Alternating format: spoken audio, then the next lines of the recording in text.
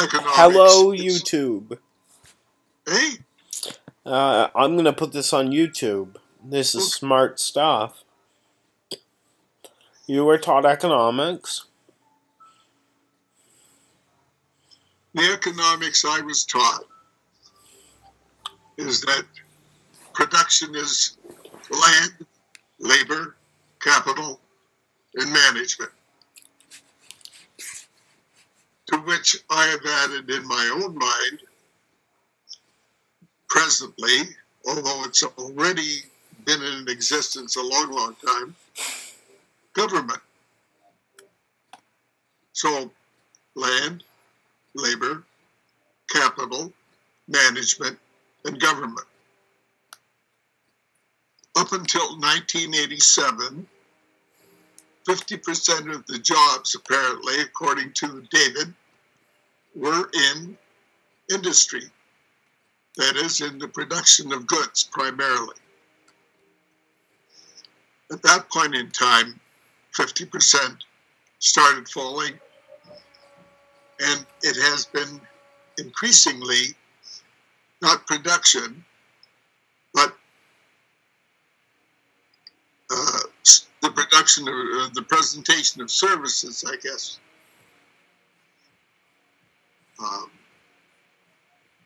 So if you take a person raising a cow, for example, he produces beef. The beef goes to a slaughterhouse. The product from that goes to manufacturer of steaks to be sold to a grocery store, which are sold to people. Or increasingly, the beef is sold to restaurants, or it is sold to McDonald's. Yeah. For hamburgers. Mm-hmm. Now, if you take all of the jobs related to beef in McDonald's, what other fast food sites are there then that are beef-related sales of beef, right? Many, many, right? So the thing is that the number of jobs in the production of beef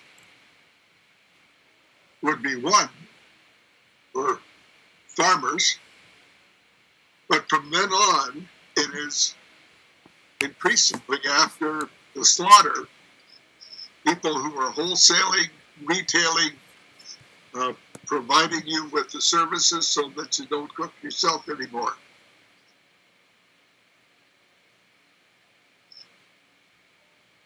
In Ontario, the Tim Hortons is faced with a problem if you own a Tim Hortons, because the government has said you have to pay your employees now $15 an hour, right? Mm-hmm. Now, you are not in business to provide your employees with $15 an hour. That's right. You're there to make a profit, right? Right. And the profit comes from the price that you charge for your goods. So if you've got to pay the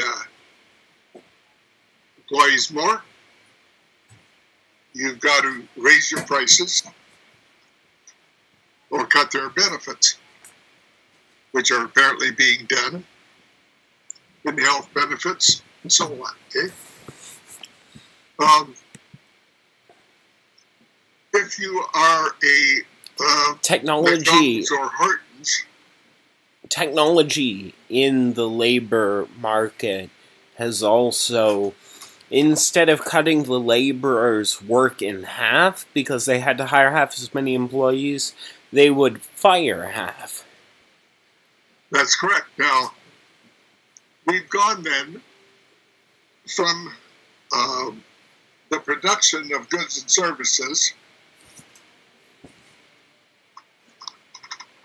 to dealing with services now. When I was a young man,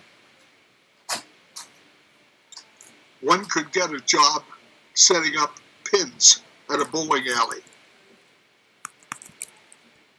A person could go from town to town and find jobs setting up pins. Yeah. A fellow could get a job washing glasses in a hotel. There are no jobs now washing glasses. There are no jobs now setting up pins, are there? The intercontinental breakfast means that it's usually served not on glasses, but on, like, throwaway styrofoam cups. Absolutely. Can't do that anymore. We were doing Holiday Inn Express, and it literally came on... Yeah, it came on throwaway plates, throwaway bowls, throwaway forks and knives. And beer glasses Throwaway. are now washed in automatic dishwashers, right? And the beer glasses and the... And yeah. bowling things are set up automatically, right? Right. So what we have then, and we're talking about things that have been here now for decades, okay? What's happening is more and more robotics are taking over actual jobs. It used to be that when a train went by a place in a city, somebody was there to put down a thing to stop the cars from running, right?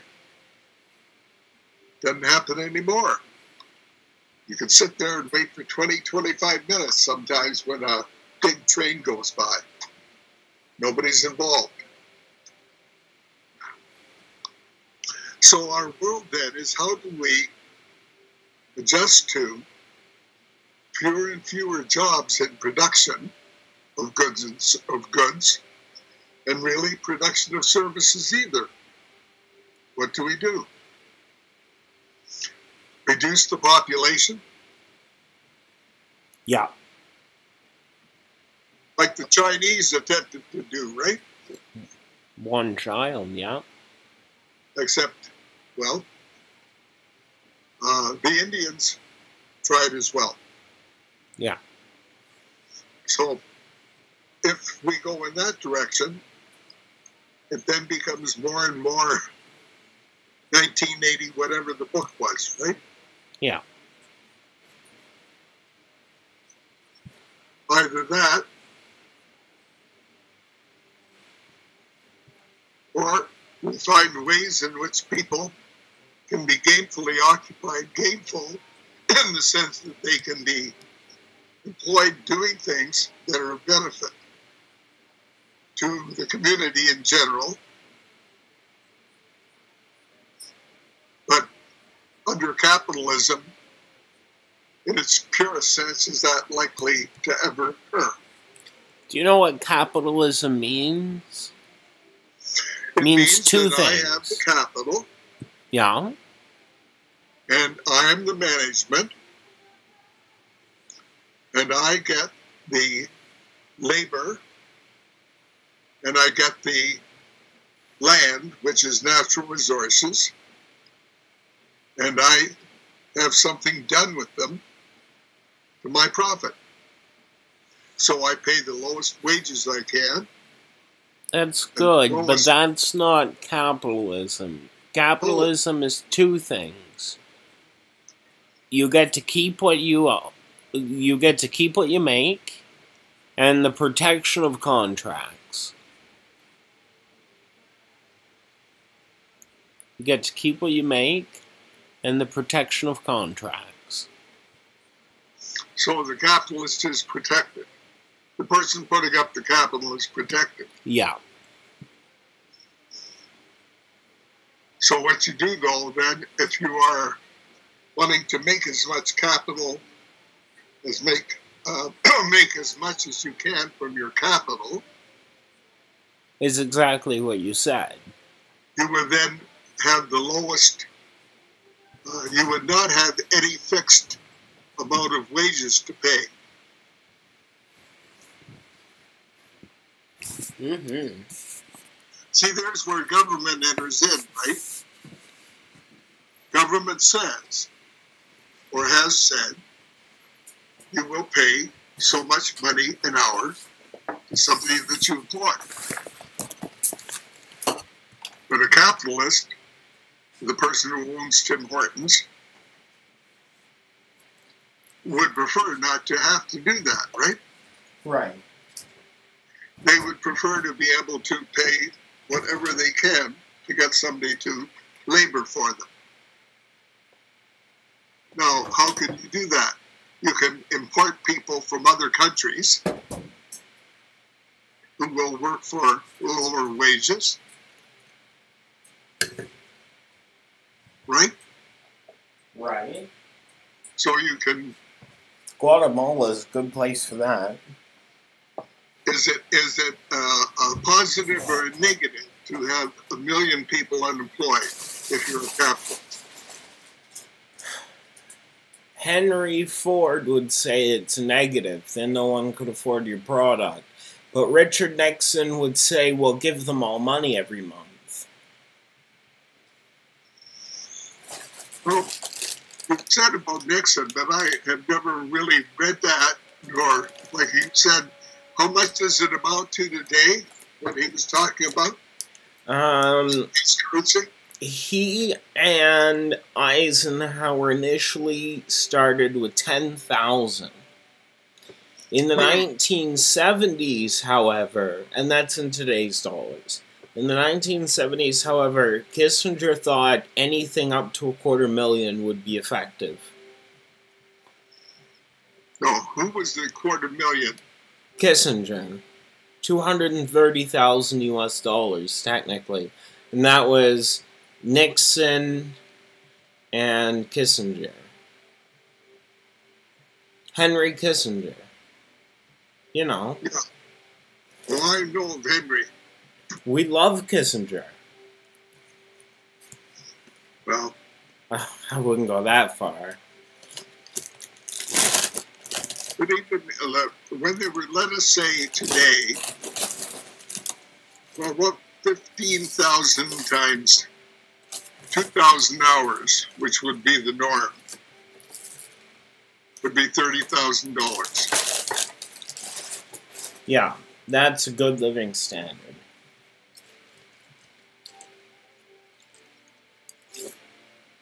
It would be interesting to know how many people, as it stands by statistics, make less than $30,000 a day or a month, a year. Because then there are two ways in which the monies can be given. You can create work for people to do for which they would be paid. Or you can just give them a guaranteed annual income without necessitating that they work. And there is argumentation now as to which of the two ways ought to be proceeded with.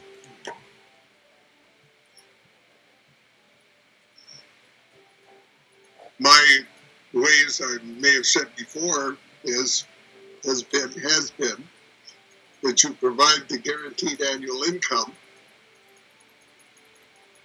of a certain amount, but if a person starts earning more than that, then a certain proportion falls off of that 30,000. And if they get working harder and harder, or more effectively, that they can get into a point whereby they're getting nothing because they are earning their own wages by their work. But this is all theoretical. I don't profess to know that much about it. The best part about it is it's the best stimulus package we could ever give to our countries. So the way in which we have gone prior to government involvement, the capitalists set the wages, plain and simple. Government has become involved, and in order to continue having the consumption factor, which you mentioned, there to bring about production of goods and services, there has to be more monies placed into the hands of people to spend through government direction, be it by guaranteed annual income or the creation of labor positions, which could be building roads, could be doing this, that, anything of a nature that would generate good things for the society. But then you become farther and farther away from the individual ability to make money, which is capitalism.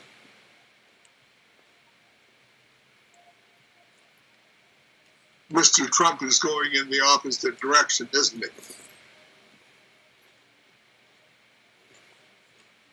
he? Mm-hmm. Small government. The only monies that are being spent, insofar as I can see, are directed to producing goods for war. Absolutely. You're cutting back on Medicare, you're cutting back on this and that and the other thing. So you end up with more and more of a extremely wealthy upper class, middle class, a reduced middle class, and an increasingly poor lower class. Which leads to rebellion somewhere along the line.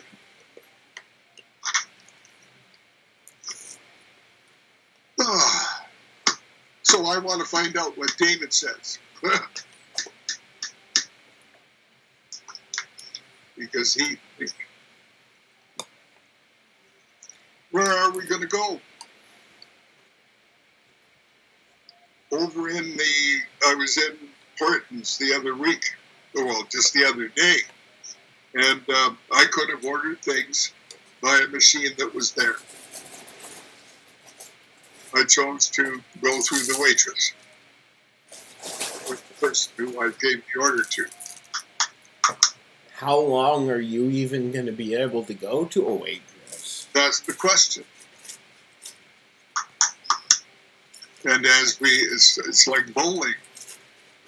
If I have the opportunity when I telephone to use the automatic system or talk to somebody, I talk with somebody to give them a job, right? And if they're talking in a Canadian accent, I'm very pleased, because a great deal of the time, I'm not. And then I'll ask, are you in Canada or somewhere else? Bell Canada have people hired to serve them in India, Egypt, the Caribbean, various places, on and on and on. They're probably Canadian, but not probably Canadian all the way through their hiring. So there. And if I wish to speak to an English-speaking Canadian, I have to make sure that I talk to bring about some guarantee or high probability. I have to want to speak to a French-speaking Canadian, and then they speak English too. You ever heard that before? I've heard people doing it to try and avoid the Arab-sounding places, yeah. You go French to go English, right? Right. or Canadian English. Just anyone who speaks the language.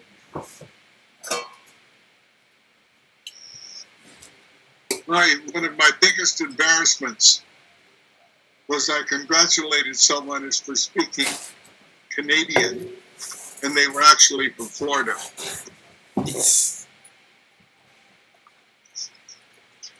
There are many American accents that are similar to ours.